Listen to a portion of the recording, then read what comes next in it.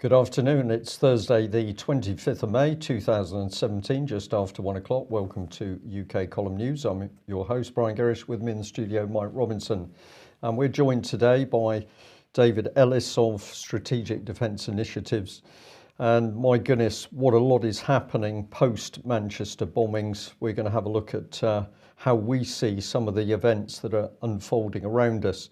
But what better place to start than with the BBC? And I just had to highlight this, that when we follow through on the BBC News reporting, Coronation Street has now been brought into the Manchester bombing arena.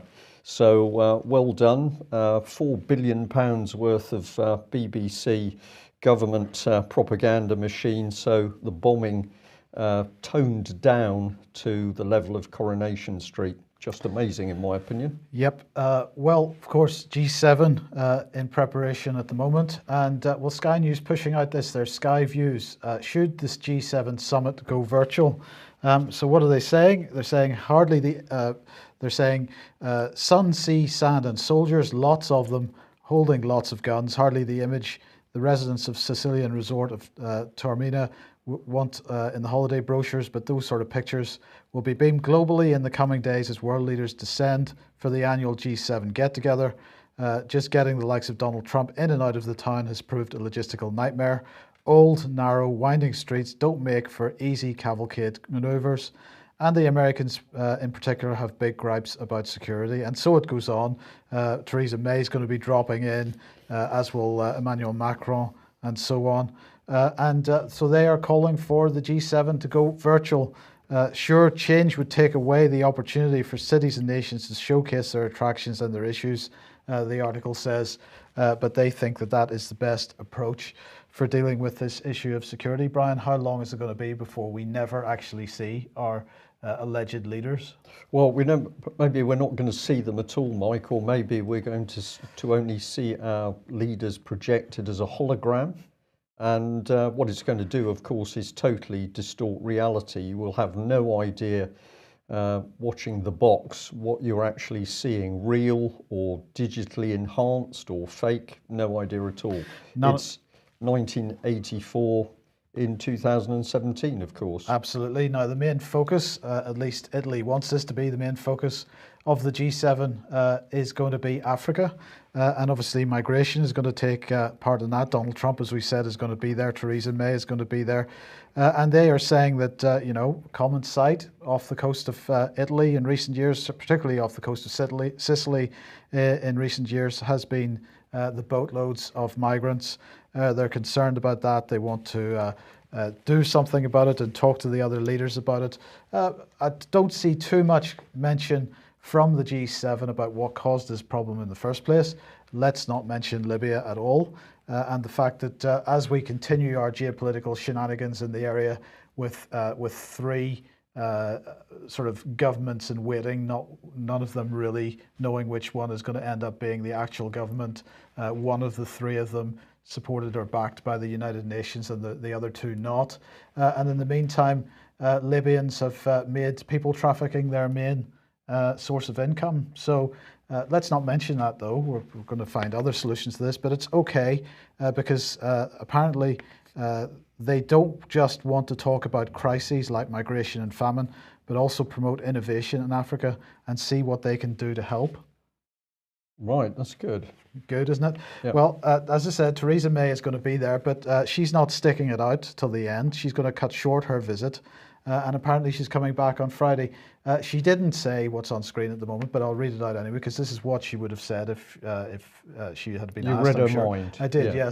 Yes. She said, I'm coming back on Friday, threat level high, enabling act in the works, need to be here to consolidate my position. Her position of, what is it, strength and stability? That's her position? Leader, Mike. The word coming forward is... Supreme leader? Führer, I think is the correct expression. It's Theresa May and her team. We're drifting away from a government now. What we really need is a leader, one leader.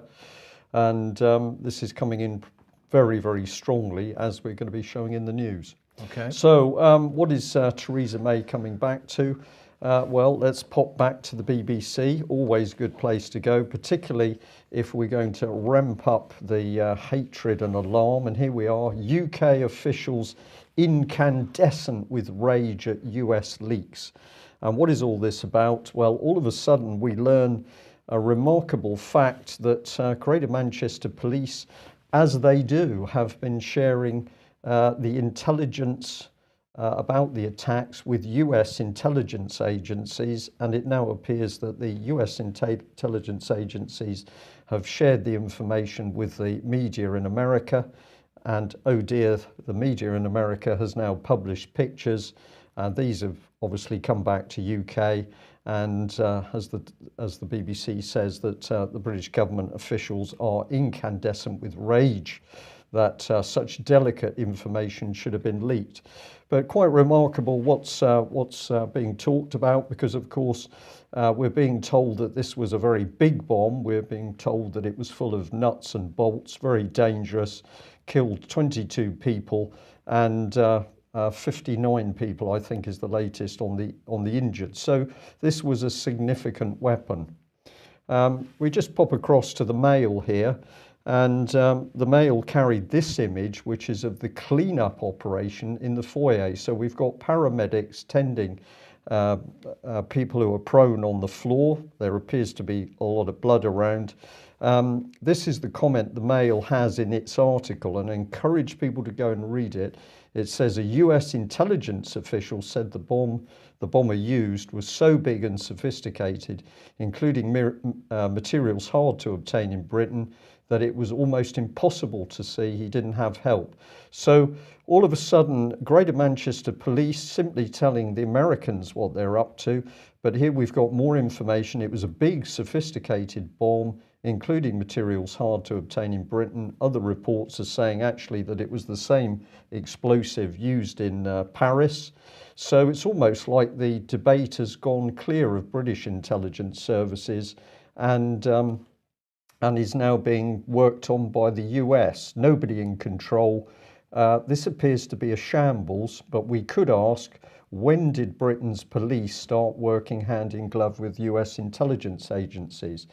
What I want to just bring in here, and I would like some answers to this, a big sophisticated bomb that killed 22 people. I was very interested that behind these workers is a very long length of strip light. This will be fluorescent tubes without question. No damage. I don't see any damage, and I'm very puzzled. So we recognise a bomb has gone off here, but could somebody please give us some help with why there is no physical damage to the building? And then we're going to say thank you very much to the Manchester Evening News for this report. Firefighters are infuriated after they were stopped from helping bomb victims at Manchester Arena. Now, this is quite a headline. It's a very, very good article. Please go and read it. But let's just give you a little snapshot. They basically said the nearest crews were based at Manchester Central. That's only half a mile away. They were sent to pre-alerts. Now, what they mean by that is within a few minutes of the bomb going off, they were told to stand by. You're going to be called. That's very understandable. They prepared to go to the scene, but were instead told to rendezvous at Phillips Park Station. They waited there for an hour. They were told to wait for specialists who had, quote, bulletproof overalls to arrive. So these fire crews itching to go, told to wait, told to wait, told to wait. And what happens then? They had to watch what was happening. They said as they waited, knowing that paramedics had already said, where are the fire brigade? They had to sit and simply watch what was happening on the television. Eventually, 5 appliances are dispatched, but by then, all of the dangerous work of entering the blasted arena foyer to tend to badly hurt and dying victims had been done. And basically, they arrive on scene 90 minutes after the 10:33 attack. So very interesting, Mike. We see a picture. We're told that the foyer area is blasted by the bomb, but the lighting appears to be intact. And then the fire service are deliberately delayed. and they are so angry about what happened that they're calling for an investigation. Perhaps we just bring Dave Ellis in at this point. David, there are so many questions to be asked about what has happened around this. Let's remember that Theresa May was Home Secretary, responsible for making sure that the nation was prepared to deal with a terrorist bomb, and yet around this instance we have a shambles. Yes, you're right, Brian. There's a huge amount of questions to be asked, and the principal thing that we've all got to centre on is that whilst being responsible as Home Secretary, and now Amber Rudd,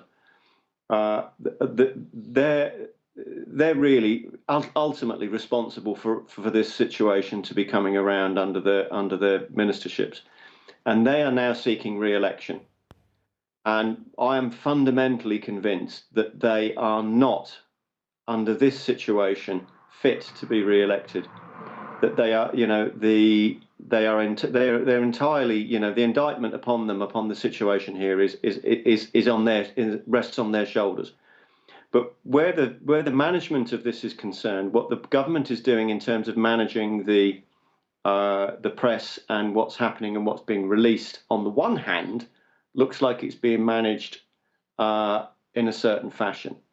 And then on the other hand, it looks like as if it's being completely sort of slapdash. So it's very, very, very, very confusing. So is it deliberately confusing? It's not good. It really isn't good that you've got this sort of, these snippets coming out about, that there's conflict between the security services here in the UK and in America. Not good at all. David, it's a cynical question, but do you think that the Tories would use this bombing incident in order to help drive their own election campaign, their media campaign for their election efforts? Well, I mean, let's deal with the facts. They're currently in sort of, they're still effectively ministers of the government, and they're still politicians, and they're seeking to be re-elected. So they kind of hold all the offices and all the cards, if you want to put it that way, politically and as state. So will they use it politically? I would think they would. Yeah, I wouldn't put anything past them. I mean, I've got to come back to a fundamental here.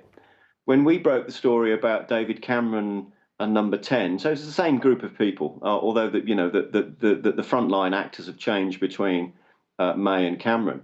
The rest of the machinery is still the same. If they were prepared to take officers of high state, like chiefs of defence staff, admirals and generals, and append them in a fabricated letter stating that they supported staying in the EU, this lets everyone know what you are dealing with. These are, high state officers of the state in really, really important positions. And you've got the government and Number 10 prepared to take their names in vain. So let's not underestimate what these people are capable of if they're prepared to do that. And this is a legitimate question as far as I'm concerned. What else are they prepared to do? Of course, we should probably mention, of course, that Amber Rudd isn't the Home Secretary anymore. Indeed, no. But what it wasn't clear whether her new title of Minister for the Interior was purely an invention of the media, or whether the media is getting this from civil service or some other briefing. Well, this was a report in the Metro. It started off by saying that Amber Rudd was Home Secretary, but later on it called her the Minister of the Interior. This is just fascinating, as we'll see later. Theresa May is becoming the leader, and she's going to lead us into a new global world. The nation is to unite behind this leader. I think I've seen some of this language before, but before we get on to that, just have a look at the Mail report here, because this is remarkable. In a very long article, which you'll find very easily, it's all about the bomber Salman Abedi. And this is the Mail's headline: "How did he slip the net? Manchester terrorist Salman Abedi's own mother and his classmates warned security services he was dangerous and supported suicide bombings." So once again, we have the multi-billion pound British intelligence services warned. That's what they asked people to do, to warn them when they believed that there were dangerous individuals in this country. So the man's own family warned the intelligence services and nothing happens. Well, in fact, it does. There's a bomb. Reports in the press today said that Amber Rudd says, well, they were warned to a point. To a point. So we are paying multi-billion pounds for GCHQ, MI6, MI5, Special Branch, SO13, and none of these people can identify a paedophile in Westminster, but they also can't identify a bomber, even when the man's own family said to them that he was dangerous. Now, could it be that they turned a blind eye in order to help Theresa May's election campaign? I don't think anybody could believe that, but we can ask the question, how is it that Britain's intelligence services can't stop this even when they're told it's going to happen? It's remarkable, isn't it? Absolutely. What's next? Well, this is, I believe, this is one you found, Mike, actually, which is the leader has been visiting. The leader has been visiting one of the victims, and I'm not going to cover the content of this. I wanted to show the picture of the leader attending the victim, and I just thought the sort of body language between these two was quite interesting, because first of all, the patient is looking away, almost with a look of, well, disdain, perhaps disparaging anyway. Well, we could say that the young lady would be in a fairly fragile state, so maybe she's looking into the distance. But Theresa May is looking distinctly uncomfortable. Uncomfortable. Why am I here? Don't know what to say. What do you think, David? I saw this photograph just very briefly before we came on air, and Theresa May just looks highly embarrassed, not quite sure why she's there, not quite sure what to say, weighed down by her beads. Well, she's clearly under duress. So exactly what that duress is, but perhaps it's something to do with the way that she's effectively being controlled, instructed, directed, and managed. And this is clearly the case within the Conservative Party, and we've got some quite clear precedents of that. Look what's just been revealed about Johnny Mercer. He wanted to be managed, can't speak about things. We don't want you to talk about the veterans. You're going to have to shut up, or we'll deselect you. This is exactly what happened to Maggie Thatcher when she said no on the second occasion to military union. She was exited the following week after saying no in Parliament. We can see the same again under Rupert Allinson. Interestingly, he had exactly the same thing when he went against the party line. So politicians that want to think and do their job, MPs that want to do their job and are sort of saying, this is what we should and shouldn't be doing, if they don't toe the party line, they're out. There's another example, of course, and that's Enoch Powell. He was saying no, that immigration was a bad idea from his point of view. And of course, he was summarily exited again. Now, obviously, what we've got here, we now know with the benefit of hindsight that all of these bigger issues of military union and free movement of people or free movement of money are master EU policies. Yeah. So, I mean, we've got a legitimate question here, really, and that is, has Theresa May got Stockholm syndrome? Is she in love with her captors? Right. That's quite a question. That's quite a question. Thank you for that one. Well, David, you picked up on what you said was happening on the post-Manchester bomb Twitter sphere. And we thought we'd pick up on some of this. The bomb itself, bad enough, but of course, all sorts of things now being stirred up. We've got some pretty questionable stuff here. This is from Alf Garnett. Careful what you say, chaps. We don't want to hurt their feelings and make them attack us any more than they're going to already. We've got this one down here. What have we got here? Oh, this is Katie Hopkins. Who'll protect our kids from politicians? Sorry, who will protect our kids from terror politicians let in? Now, that's a pretty interesting statement. There's quite a lot of criticism about this lady here and there, but could it be she's starting to get focused on some of the important questions? This one here, dear ISIS, Adolf Hitler couldn't himself couldn't even stop the English from getting milk with their cornflakes. So you've F all hope. Now, the real picture there is a man carrying milk through the London bomb, the Blitz. Thank you, Mike. Some wag underneath has said, well, actually, the picture was photoshopped. I'll leave you to think about that one. And this one here from retweeted from Roger Lane Knott. Fancy your chances against grown men, not children. Give us a call with the British Army. Now, it's interesting, there's a wide range of opinions coming forward, but people are desperately unsettled and they want to know what to do. Yes. Perhaps MPs are a little bit unsettled as well. This is a report out today from Demos. It's called Signal and Noise. Can technology provide a window into the world of digital policies in the UK? Of course, in its own way, it's an attack on social media and so on. But what they're saying is British society and its politics are increasingly influenced by social media, which presents both democratic opportunities and also practical challenges for MPs. If they're unable to make sense of the digital noise or feel overwhelmed by the sheer breadth of information or hostile interactions, their confidence to engage is threatened. Furthermore, social media creates measures of opinion organised by themes that can be difficult for MPs to understand or value, relative to more traditional measures of influence or representation. And yet the growth of digital politics also creates more expectations about what people expect of their elected representatives and what MPs might expect in return. So their conclusions are basically that a large amount of politics and political conversation is now taking place online, creating a new digital commons. The data created by this digital commons is too large for MPs to manage, and technological solutions are necessary. Does that mean censorship, I wonder? Technology is effective in handling the data that makes up this new digital commons. And their main concern here is that in the period between the 9th of May and the 18th of August last year, that MPs received around 188,000 abusive tweets, and that 2/3 of those tweets were coming from accounts registered to men.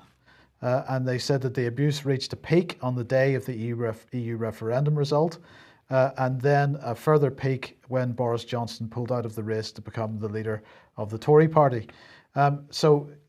Again, this looks like another attack on social media, but basically what they seem to be saying, Brian, is that MPs are getting too hard questions, or there's a little bit of abuse coming their way. So they're going to have to use technology to filter all that stuff out, any criticism, any hard questions, just filter all that out so that these poor MPs with their tiny brains can manage the data that's left to them. These are very delicate people, Mike. Of course, in the old days, going back even as far as I can remember, MPs had to be out on the streets, they had to be talking publicly, they had to be shouting over the top of hecklers who were there to do, in principle, quite a good job. They had to brave rotten eggs and a few other things thrown at them. But the MPs now are so delicate that if you question why they're not doing their job, you are vexatious, you're some sort of hate individual.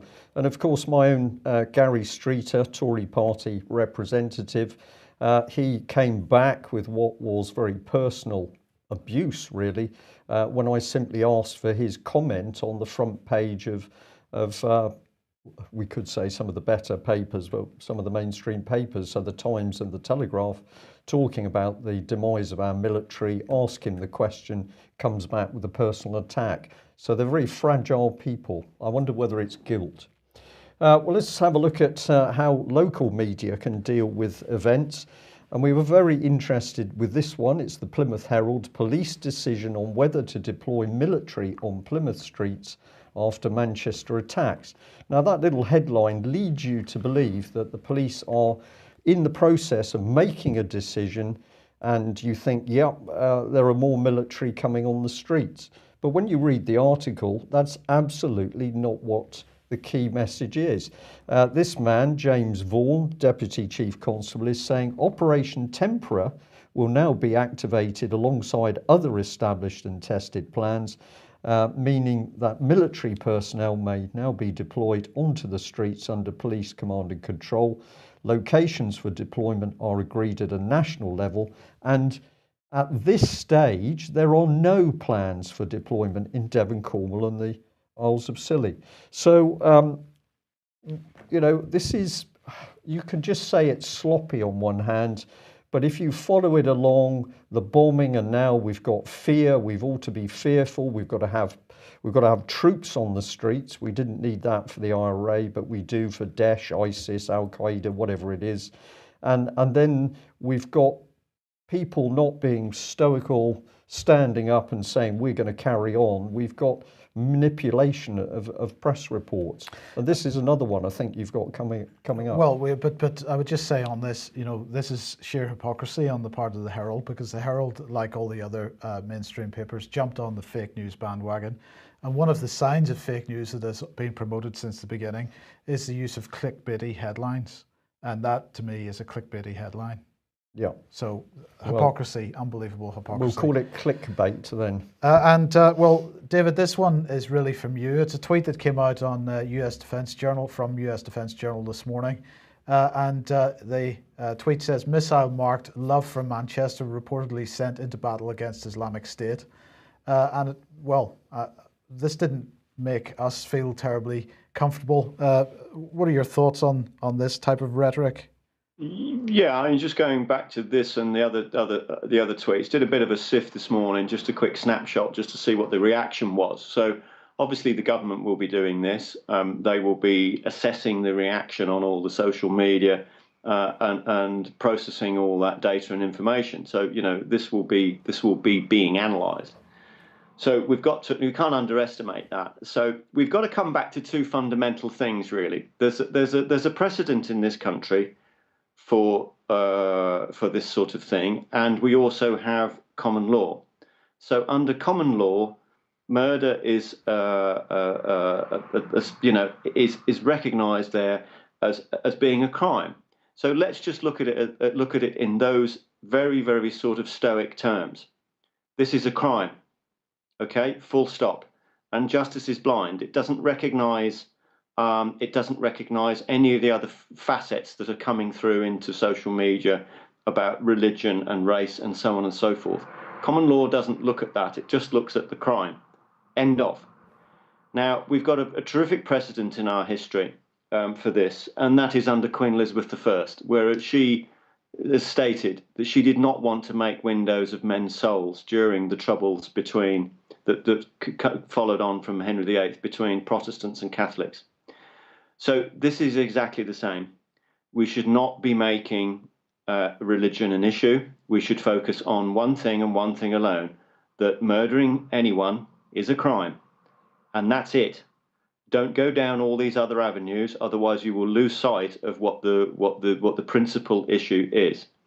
So that's the thing really that I'm concerned at, is we're seeing a lot of stuff on Twitter about escalating and violence and retribution and so on and so forth. No, that isn't going to suit anybody, because the state, if that happens, will come down even harder, and nobody wants that. So my advice and countenance is let's just stick to the issue.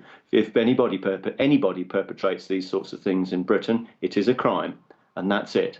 And they should be held and taken to task and taken to trial under that basis. So that's really I think that what we ought to all come back to and just focus on that. Yep, agree with that. Calm down the rhetoric and start to think through what's actually happening here, what's taking place in the country, why it's taking place, and who's driving it. Well, here's a little bit more of the rhetoric, because Colonel Richard Kemp was on BBC Radio Ulster's Nolan programme yesterday, and he was stating that, according to MI5, there are 3,000 people in Britain suspected of being involved in terrorist activity. He said that that's obviously far too many people for our security services to hope to put surveillance on and to prevent them from carrying out attacks. He said, what I'm talking about is those people who are not British citizens, who the intelligence services have strong intelligence to show that they're involved in terrorism. They should be subjected to a process overseen by politicians and the courts, which enables them then to be deported from this country so they no longer pose a threat to us. He went on to say, I would rather see people deported then I would like to see more British teenagers killed on our streets because we're not prepared to protect them in that way, and so on. He then went on to say that there is an option for British citizens who are strongly suspected by the intelligence services of being involved in terrorism, but who cannot be put in front of a court because they don't have sufficient evidence to put before a court, and that is internment, which we had in Northern Ireland. The intelligence services would have to produce evidence, the state would have to endorse it, and judges would have to approve the measures. Of course, it's got to be proportionate to the threat that we face, and it has to be carefully controlled. I'm not suggesting that we become a police state or that we act outside the law. What I am suggesting is that our politicians take responsibility for protecting the people in this country in a situation that is rapidly spiralling out of control, and look at this event in Manchester as one of a series of very, very serious terrorist attacks that have taken place in Europe in the last couple of years. They are increasing, and something must be done to stop it. Now, I have a whole list of issues with what he has said here, but let's try to go through one or two of these. First of all, he said that British citizens who are suspected by the intelligence services of being involved in terrorism, but who we can't put in front of a court because we don't have sufficient evidence to put them before a court, we should inter. But then he goes on to say that intelligence services would have to produce evidence, and the state would have to endorse it, and judges would have to approve it. So clearly what he's calling for is a lower standard of evidence. But this, this simply did not work in Ireland. It isn't going to work in this case either. David, it seems to me that the United States is busy trying to get rid of its internment program in Guantanamo Bay at the moment. So do you see any rational argument for this? Well, the argument has to come back to a sort of a base level here, and it needs to be, this particular perpetrator here in Manchester is exactly the same as what's happened there is exactly the same as Dunblane. That the parents have, according to these reports, have made reports that they suspected he was dangerous, and has he been picked up? No, he's been allowed to carry on, and this dreadful event has taken, this dreadful massacre of people has taken place. So it's exactly the same as Dunblane. This happened there, and upon inquiry and review, the police officers on the beat, on the coalface there, had said that this man must have his guns taken away from him, and they were ignored and overridden. So what on earth is going on here with MI5 and MI6 and the security services? I don't know. Whether it's because they're overloaded, underfunded, they cannot just process the amount of reports and flags that they're getting accurately or safely. I mean, clearly that's the case because they've missed this guy.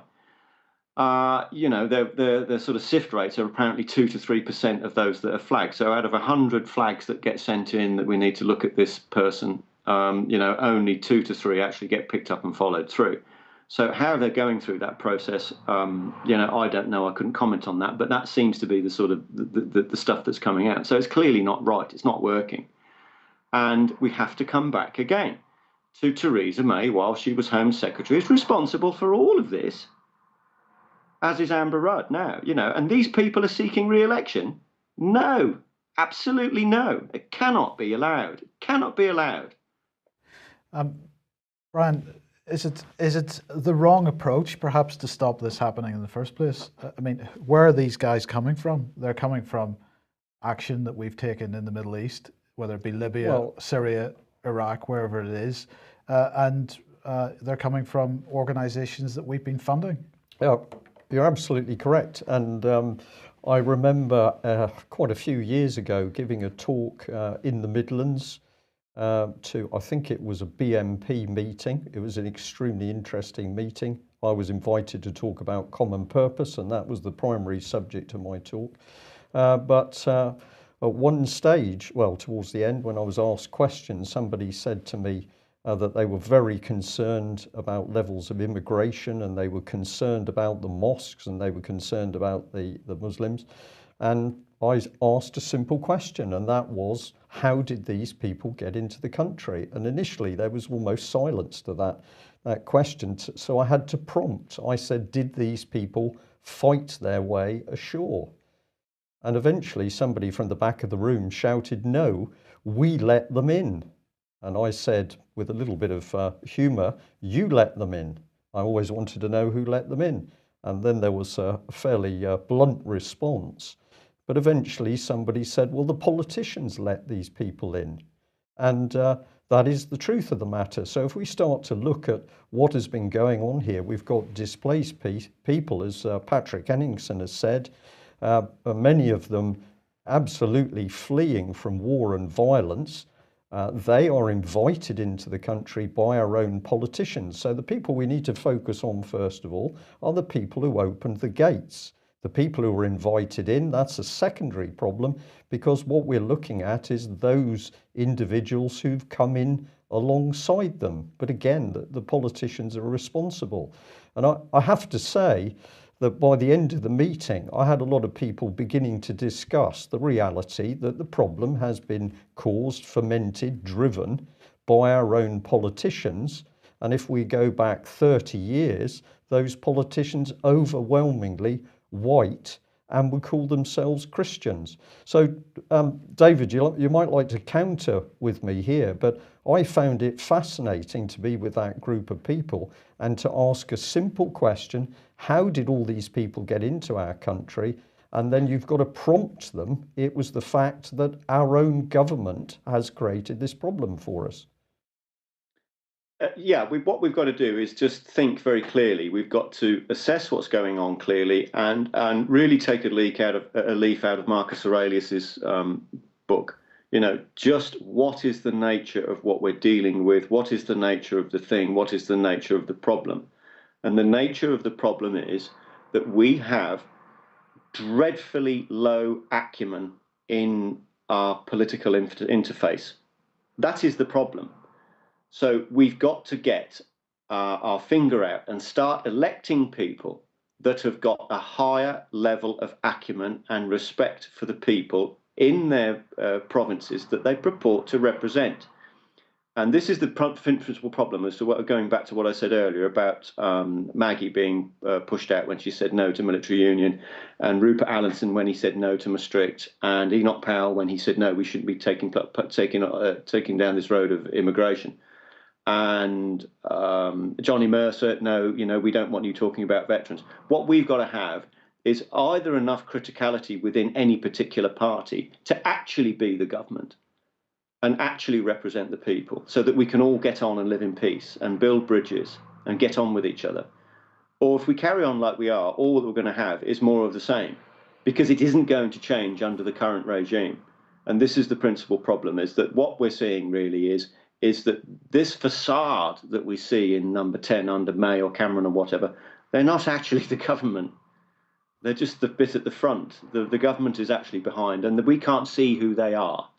Nor can we get at them, and nor can we have an impact upon policy. And this is the biggest problem, is that these politicians, let's do a vox pop amongst the current Tory group that are seeking re-election. How many of them, other than Ben Gummer, who apparently has written the manifesto, how many of them have actually written some policy that's been evaluated and approved by their associations that they represent in their regions? Let's get to the nub of this, because we just seem to be having policy spoon-fed from somewhere else remotely, and this is the problem. Absolutely. Right, totally agree with that, David. And when you come to the hidden hand, the shadow government, who's putting the pressure on, we must come to the people who are controlling the purse strings.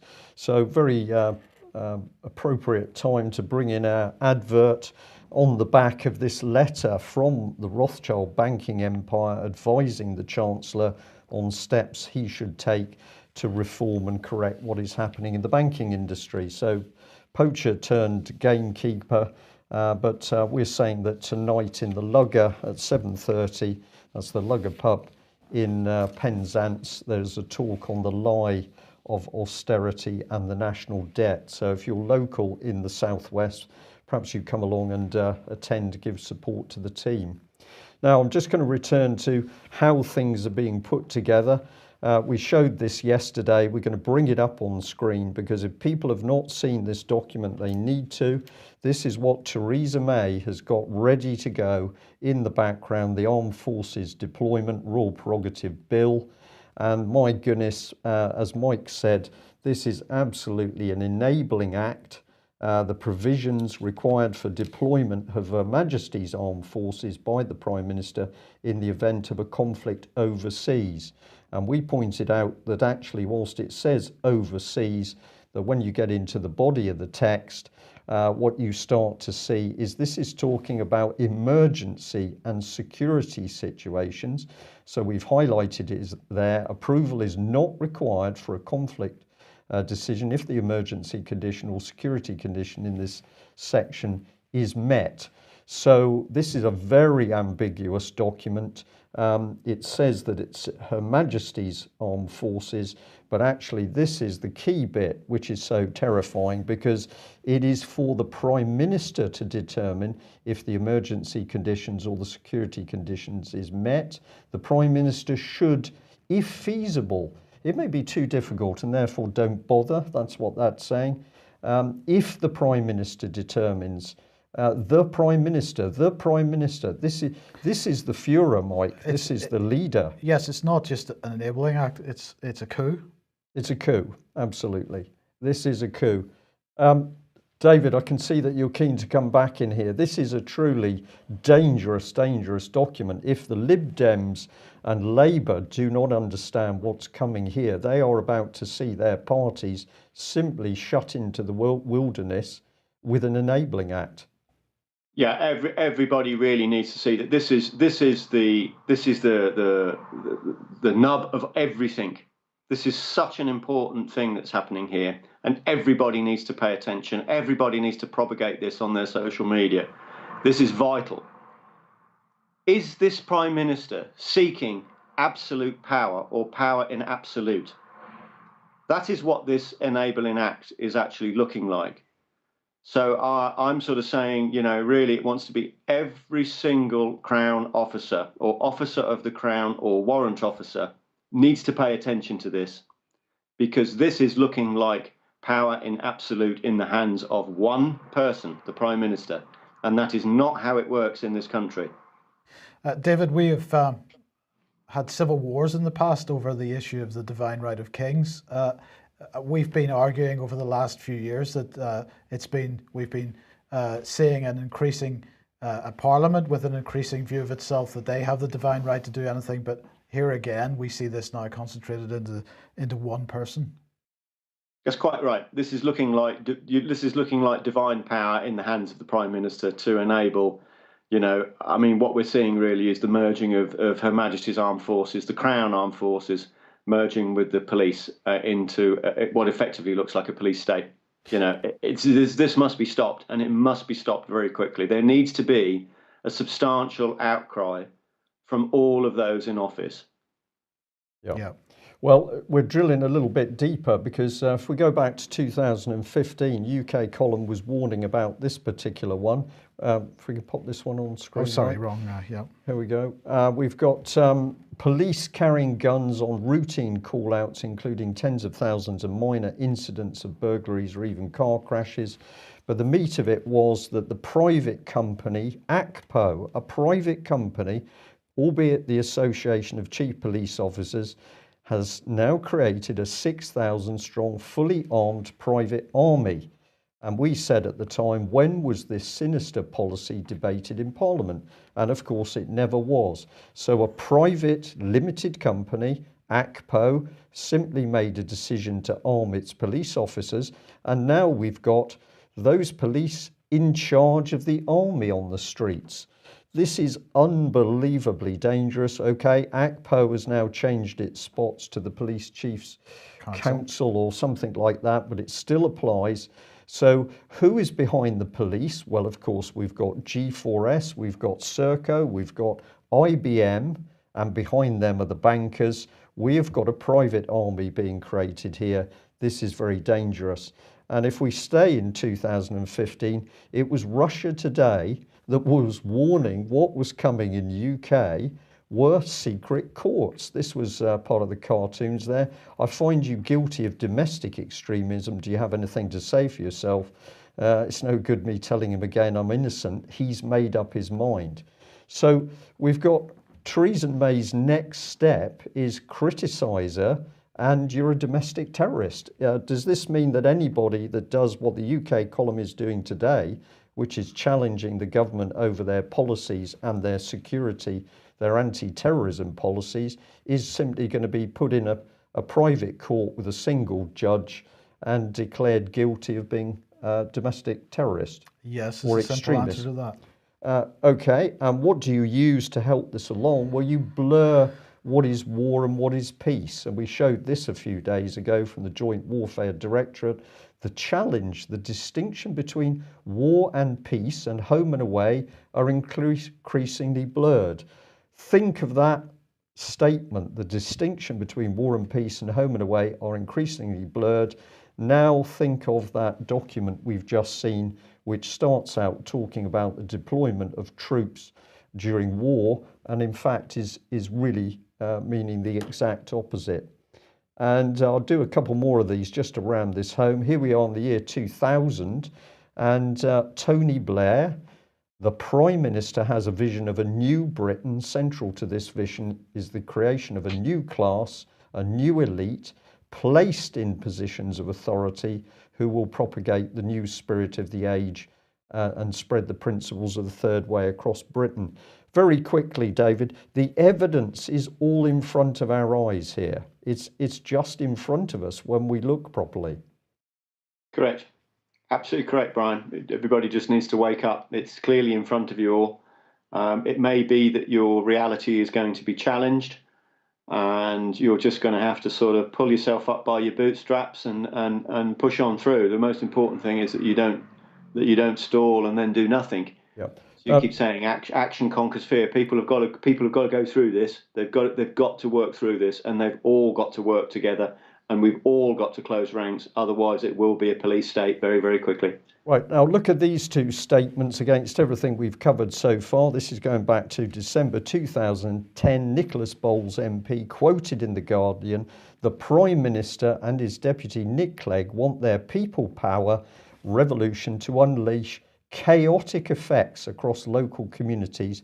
Chaotic, therefore, in our vocabulary is a good thing. And if that's not enough, let's bring in Mr. Kruger here. He says the Conservatives plan to introduce a period of, quote, creative destruction in the public services. These are immensely dangerous people, and they know absolutely what they're doing.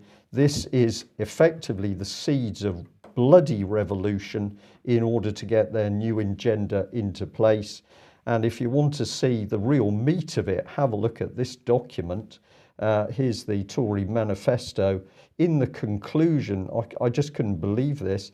If we have the strong and stable leadership our national interest demands, leader, Theresa May and her team, not a government, the leader and her team.